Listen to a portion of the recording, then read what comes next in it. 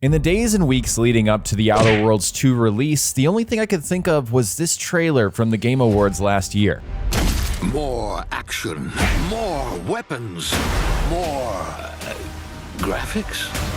That was my expectation, right? Just more game, more of what should have been in the first game in the first place. And after 15 hours with the Outer Worlds 2, I'm pretty positive that it nails that mission. I've been able to play the game early thanks to Xbox for sending me a code, so I'm going to talk about what I think so far and what you should expect from this game. First off, here's what I've played. The entire first map of the game. If you're not familiar, this is not one massive open world, it's a series of open worlds. So I've completed everything in the first zone, and I've completed almost half of everything in the second zone. I've reached level 11. I've really kind of built out my character to be focused on guns first and speech second. I've recruited 4 of the companions, so I feel like I've met a decent amount of them so far. And I've done, open world exploration, main missions, side mission, everything that I could get my hands on so far. And the big standout thing for me is that this is like an RPG's RPG when it comes to dialogue. The Outer Worlds 2 has some of the most impressive branching dialogue based on choices that you make of any RPG that I've played, especially one that is not like isometric or top down. When you think of really good dialogue in RPGs, at least recently for me, I think of Baldur's Gate 3, kind of hit the high mark for what I expect out of a very reactive game that lets you choose from, an insane amount of options. The Outer Worlds 2 really does kind of give that game a run for its money in terms of dialogue, and you can really feel that DNA stemming all the way back from New Vegas. Obsidian, of course, made arguably the best Fallout game that's ever come out, and that game equally had amazing dialogue.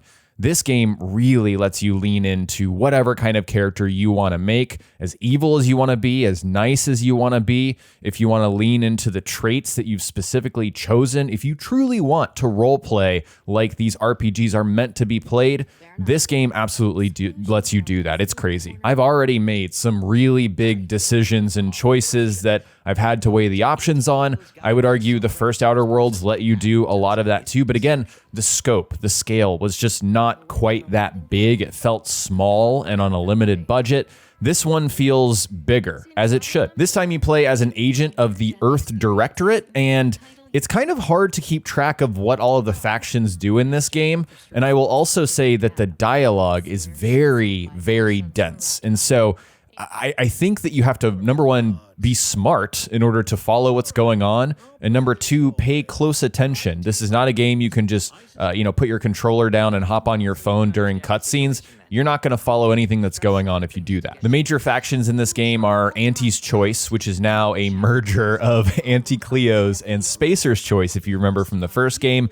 So that's a faction. There's the Protectorate, who are this, very jingoistic, militaristic outfit who are very order-based. They are, no matter what, they want, they're kind of the law and order faction of the game. Then you have the Order of the Ascendant, who are entirely another thing. They're all smart scientists, and they believe in the grand equation, which apparently can predict the future, and everyone needs to follow the equation and the grand design, or else. So what you get is this really interesting mix of, the capitalists, the corporatists versus, the non-corporatists, the individualists who also bow down to a sovereign no matter what, which has its own issues. And then you've got these, grand equations, sort of a unique sci-fi mix on what religion might look like in the future.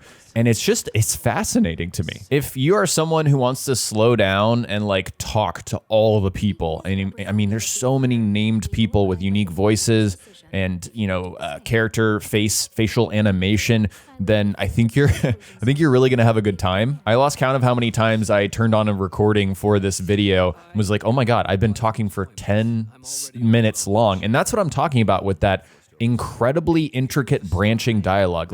If you were to actually trace out a tree of what these branching dialogue paths look like, they're crazy and they go on forever. And I think that's actually worth noting as something that you might bounce off of. If you are going into the Outer Worlds expecting more of a Fallout 4 type of experience where it's a bit light on dialogue, but they really push you back into the action in the world, you might be a little disappointed because I do think a downside of The Outer Worlds 2, which was present in The Outer Worlds 1, is certainly the combat. It's not the sharpest, it's not the snappiest, it doesn't feel great in my hands.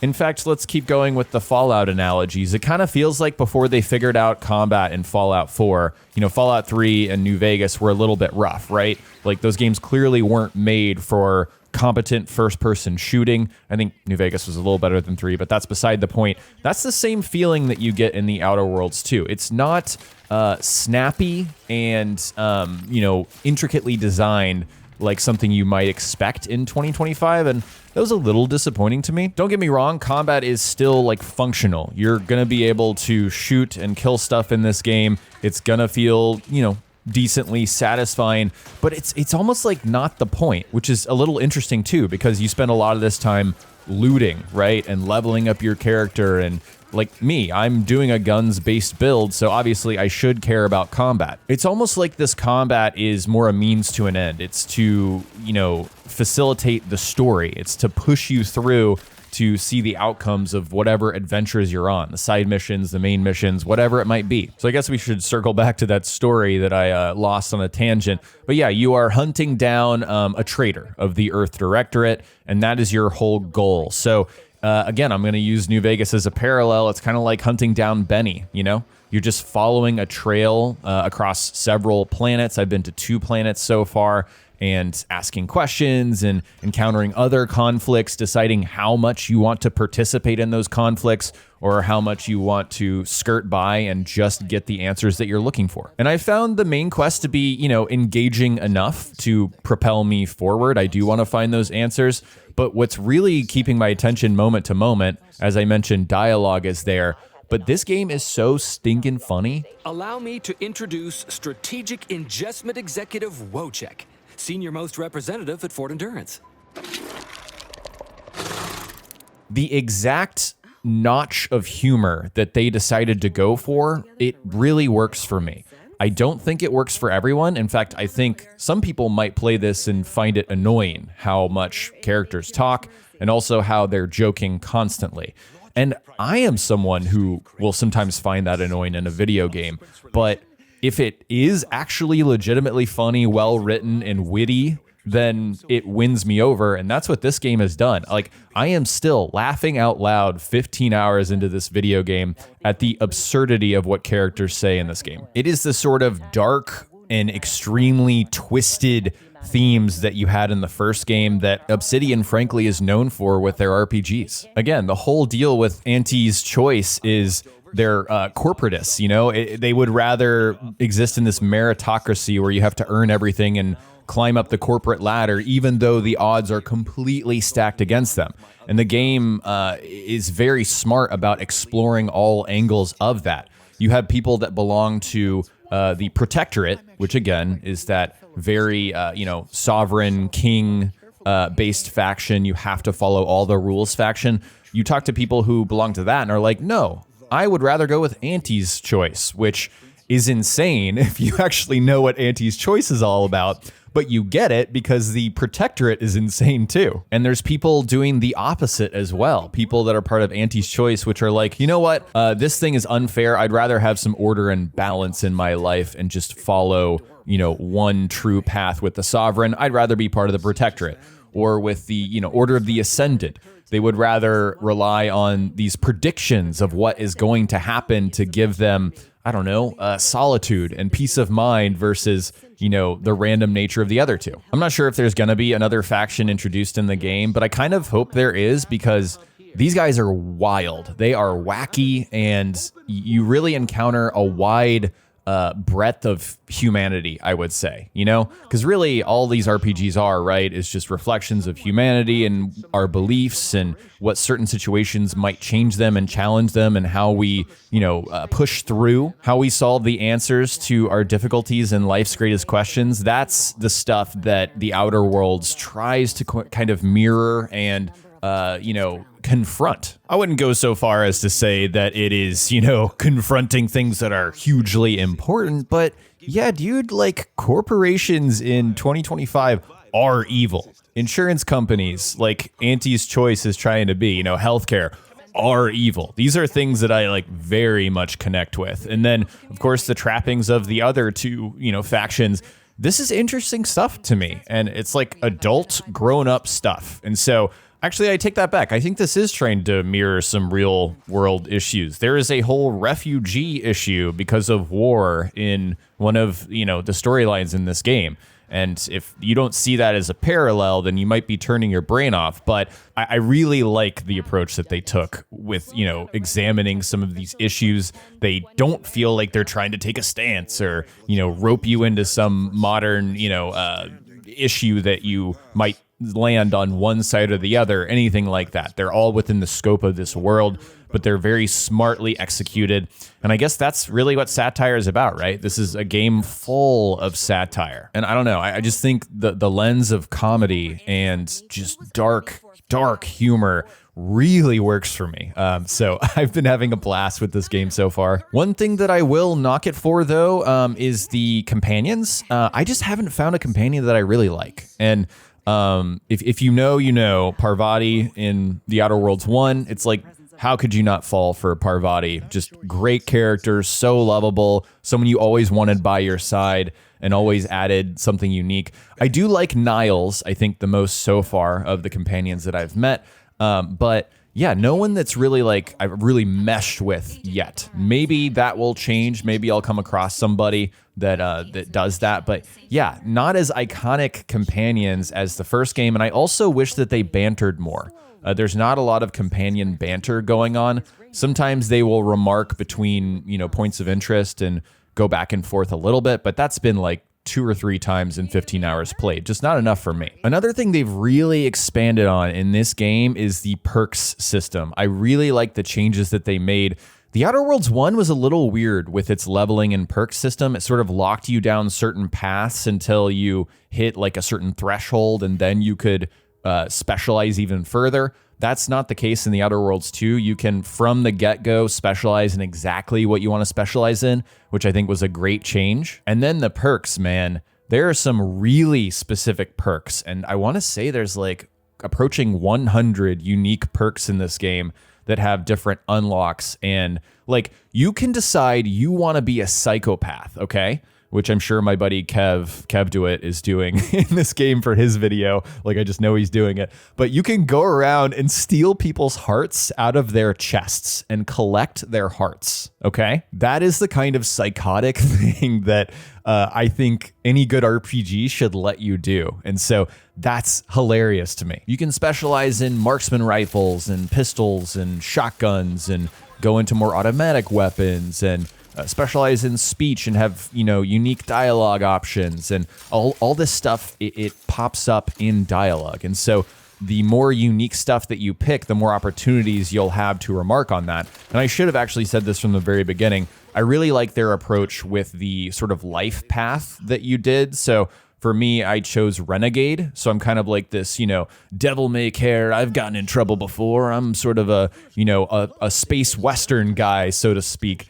I've been on both sides of the law. I bring that up in conversation a lot, and every single time it's awesome. I love the responses I'm getting from the NPCs. I also decided, this is a unique thing, so you can tag specific traits to be really good at, and these are other things that will, help you get through levels or dialogue. But I chose 3, and because I chose 3, I had to choose a downside, a negative trait. And what I decided to go with was abrasive. So I can just be a straight up dick to people in dialogue. And every time it's really funny. It's just making me laugh. I'd normally think you some sort of unfeeling monster for a remark like that. Combat can do funny things to one's gray matter. And the cost of that is that I cannot raise my reputation with any one faction or lower my reputation with any one faction below default. So I basically have taken myself out of the reputation faction part of the game entirely in exchange for being a dick, which I think is really funny. I'm kind of regretting that a little bit because I would like to see what the faction unlocks are, but this is an RPG, man. If I want to do that, I can just start a new game and take in a completely different path than I have this time. Flaws are also back. These are things where the game will track how you're behaving and then offer you with a plus-minus perk that is permanent that you cannot remove. I am too much of a baby, a wuss, to take a lot of these because the negatives are real negatives. But I did take one that had to do with like, the game noticed that I was reloading my gun before I was out of ammo in a magazine a lot. So it gives me extra bullets in exchange for lower damage, which I found is a good trade-off if I'm shooting a lot of automatic weapons. And so really cool, interesting stuff like that. I think that is another thing that really pushes the RPG part of this game forward. The game recognizes how you play and reacts. That's really interesting. Another huge improvement with this game, I believe, is the weapon mods and sort of the customization of your gear in general. I still don't think that the UI is very good. I think, I don't know what it is with the design, but like swapping weapons in and out and messing with your kit is not very intuitive. I think that could have been a lot better than it is. But there is an absurd amount of customization that you can do in this game and crafting. So you're able to craft like throwables, like grenades, all of that. You're able to craft weapon mods, armor mods. You're able to craft ammo. If you bring Niles with you and you're not an engineer, he can craft ammo for you on the fly. He can do any of that stuff on the fly. Of course, you can upgrade your companions. They have their own perk path upgrades, which is really nice. But again, I will say, it's cool you can do all of that. I just think this combat is one of the things that's still holding this series behind. I think they need to put more of an emphasis on tuning the way this combat feels, especially the gunplay. It's great that you have all this customization that factors into the fights that you're getting into, but I don't know. I just the combat isn't clicking with me like I hoped it would. Let's talk a bit about the world now and kind of the design. So you're stuck in Arcadia and you're going to visit a number of planets. The first planet is a very first planet feeling first planet. If you catch my drift, it actually looks a lot like the first zone in Borderlands 4, which is kind of confusing me a little bit, but yeah, it's very standard. You have like drones as enemies. You have the big sort of lizard enemies all around, raptidons. So you're dealing with some very normal stuff, normal human enemies, of course. The second zone is when I was like, oh, okay, this game is cooking, because it's like this deserty war zone feeling with these giant crystals and all this gilded architecture of the Order of the Ancients, Ascendant. So that was really cool to see. I was like, oh, there's some variety. But then this game operates on a 24-hour day-night cycle. So you'll see the sunset, and then suddenly these crystals glow, and you have like glowing flora and fauna, and it's really pretty. And so that kind of impressed me when I saw that. Graphically, I mean, I think there are some small changes, of course. Like, obviously, this is a better looking game than the Outer Worlds 1, but not by a lot. I'll be honest. It looks very similar. I don't think this game needed to look vastly better or different. So that's not what I'm saying. I'm just saying it's not a huge improvement, but it's there. And then I would say, yeah, same thing with the faces. The faces were something that really impressed me in the first Outer Worlds, and they are equally impressive in this game. There's clearly no motion capture going on. This is some sort of automated system that most games use these days, but that doesn't hold it back or anything. I think the characters are emotive enough for you to sort of lock in and believe that they're humans. I think the writing does a lot of the heavy work with that, though, because yeah, I mean, they're so expressive and interesting and opinionated and evil or good, you know. All spectrums of humanity you will come across with these NPCs. Things I'm looking forward to as I continue playing the game, I still want to be blown away by these zones. I think just they've really nailed it with the main story arcs and the side content arcs of what you're doing in these areas. I think it's appropriate, believable, fun, interesting. It's always kind of catching me on my toes, which I really like so far. I'm looking for better companions, so that's something that I'll keep in mind as I continue playing and unlocking more of them. I just want somebody that I'm like, yeah, that's an awesome character. I'm glad they're in my team. I don't really have that yet. I'll also be looking for more of those end game builds to flourish, you know, like since I am a guns and a speech guy, kind of a gunslinger who can talk their way out of situations, I want to continue to see that evolve as I continue to play, because that's kind of the whole point, right? With an RPG, sometimes you'll play RPGs that fall off in the second half, and it's such a big game that you don't realize that in the first part. Then, I don't know, you just get tired of listening to so much dialogue, or the story doesn't grip you as much as it did in the first half.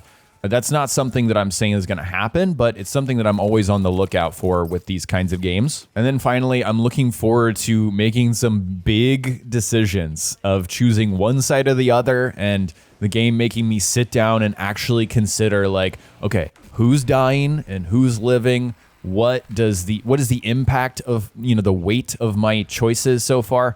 Actually, you know what? One thing I did forget to mention, the choice at the end of the first planet, I won't say, I'm not going to spoil in this video, but it did sort of shock me as to there wasn't a lot of consequence to it. So I guess that means what I'm looking for in the second half is big choices that I make, but also consequences. I want companions that would disagree with my decision to be like, bro, not cool. So far, they have done that, except for one big decision. And maybe I was just misreading the situation. It could be on me. I don't know. But all in all, The Outer Worlds 2 as an RPG is really blowing me away. I think it's very competent, really fun. Not ready to put a score on it because I don't think I'm even halfway through the game. But from the time I put in, this is... it lived up to the promise. More action, more guns, more graphics. This is absolutely a sequel. It's better than the first game. I have no illusions about that. I think this does everything better than the first Outer Worlds did. And yeah, I think if you're in for a real RPG where combat is really not the main focus, but it's there, your main focus is really on the stories and the evolution of your character and kind of improving over time and seeing where that goes, then The Outer Worlds 2 is probably for you. Really cool game. I'm having a blast with it. So that's all I've got for you guys. Once again, thanks to Xbox for sending over a code. Really appreciate that, so I could share these early thoughts with you guys. I'm going to keep playing The Outer Worlds 2. I didn't think it would hook me like this, I'll be honest. So I'm going to keep doing that, maybe share some thoughts once I'm done with the game on the second channel. We'll see. But I hope you guys enjoyed this video. If you did, remember to hit that like button. I'd appreciate it. Also, sub to the channel for more videos like this and ring the bell so you don't miss my next one. Thank you guys so much for watching, and I'll talk to you next time.